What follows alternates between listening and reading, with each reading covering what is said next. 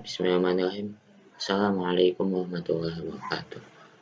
Ya, kali ini saya akan bahas tentang kenapa sih kok di Indonesia ini masih banyak orang yang korupsi. Ya, dari awal itu ya. Korupsi itu contohnya ya, penjabat dari perusahaan A. Kemudian ada di situ anggaran untuk aset ataupun untuk proyek. Nah, kemudian dia ambil untuk kepentingan pribadi atau untuk kepentingan kelompoknya.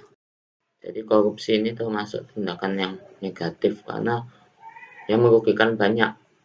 Contoh misal ada proyek infrastruktur, misal proyek jalan, dianggarkan di situ 1 triliun. Kemudian dikorupsi walaupun hanya 1 M, walaupun hanya 2 M, itu sudah lumayan merugikan.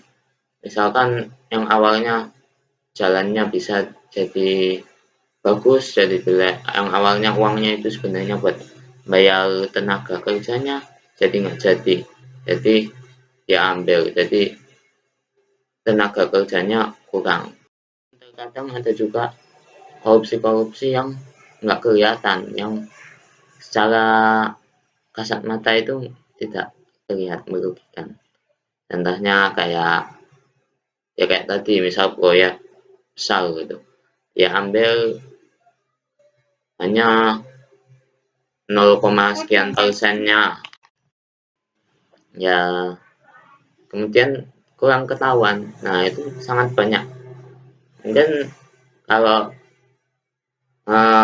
yang ditangkap sama KPK itu mungkin yang udah kelihatan aja, mungkin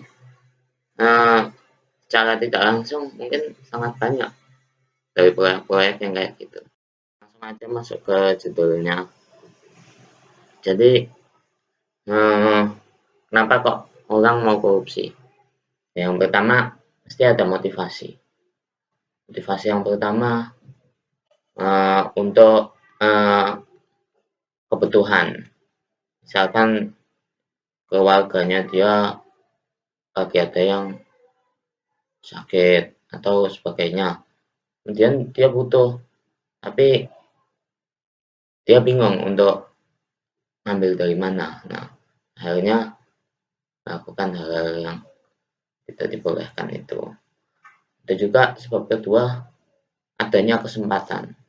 Sebagai penjabat, sebagai seorang yang tinggi, dia merasa ada kepentingan, sehingga menurut dia, oh apa, oh gimana. Kemudian ada juga sebab-sebab lain, contoh misalnya karena kurangnya sifat sifat kepemimpinan, sifat tanggung jawab pada dirinya, sifat nasionalismenya juga kurang. Itu yang menyebabkan tergelincir. Jadi dia merasa, oh nggak apa-apa, ini nggak terlalu penting, dia ambil buat kepentingan pribadi. Bisa juga karena rasa tamak yang ada dalam dirinya. Jadi dia pengen, oh ini lumayan kok buat keluarganya, bisa sampai keturunannya bisa dapat atau sebagainya, bisa kaya raya. Ada juga karena merasa, oh gampang, hukumannya nggak terlalu. Ya kan selama ini kayak gitu. Mungkin dalam pikirannya koruptor itu bisa jadi seperti ini. Ini korupsi nggak apa-apa sama berapa, misalkan contoh 50 miliar gitu. Nanti juga paling dihukum berapa tahun, terus dia juga bisa kurangin itu dengan cari pembela, cari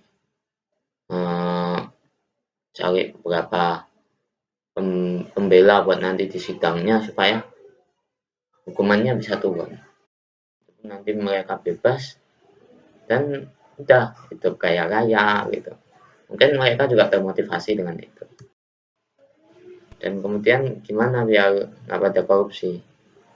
Nah, biar nggak pada korupsi maka kita sebelum para penjabat itu jadi penjabat seharusnya menurut saya diberi pengetahuan uh, tentang masih rendahnya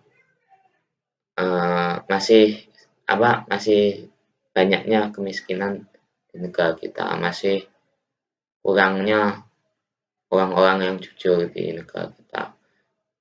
Juga ditanamkan sifat nasionalisme, sehingga kalau mereka ada kesempatan-kesempatan, mesti mereka mikir dulu.